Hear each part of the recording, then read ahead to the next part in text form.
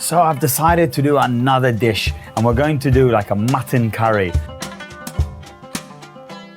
And this dish is actually very homey. It's what they cook on a Sunday. We have our roasts in Bengali, and in Calcutta, they have mutton stew, or they have fish stew as well. But first of all, add in a bit of mustard oil here.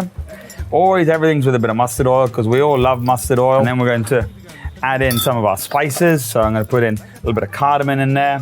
Not too much, 2 or 4. I'm also going to put in a little bit of Indian bay leaf, pop that in there. I'm also going to add in a little bit of cinnamon, a little bit less, there you go. We're going to add in chopped onions. So just temper these spices a little bit, get that nice and aromatic. I'm going to add in some onions in here, and this just sweetens up the dish.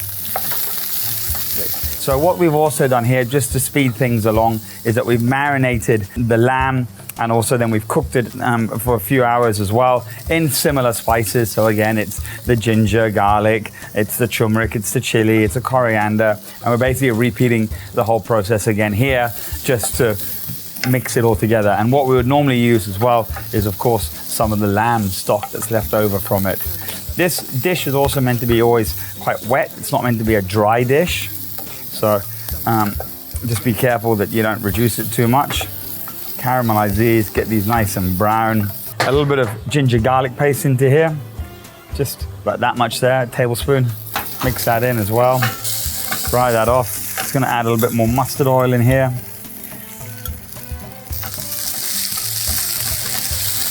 There we go. Fry off that paste. And this is gonna bring sweetness to the curry. We're now gonna add in some of the spices. So I'm going to add a little bit of turmeric in there.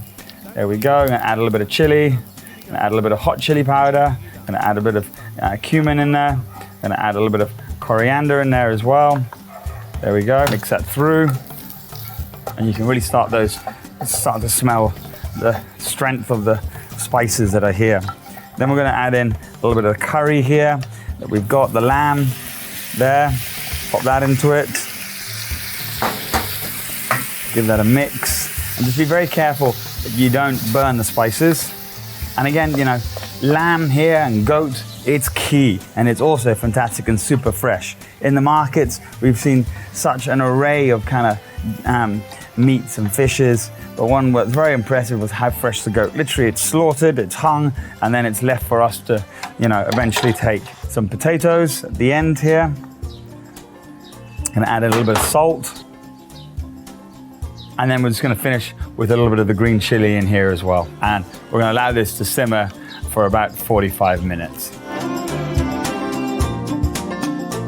So the curry is basically finished. It's meant to be very wet like this, because in Bengali and in this area of India, they like their curries much wetter than, say, in the north, where it's a bit drier and it's a bit heavier as well. There we go. And here we have our Bengali Mutton Curry. So let's have a taste, shall we? There we go, look at that, juicy. The spices have gone into the meat, the flavor is there, and this is definitely a hearty dish that you can do. And it'll be one that will be appearing on my menu, but maybe slightly different.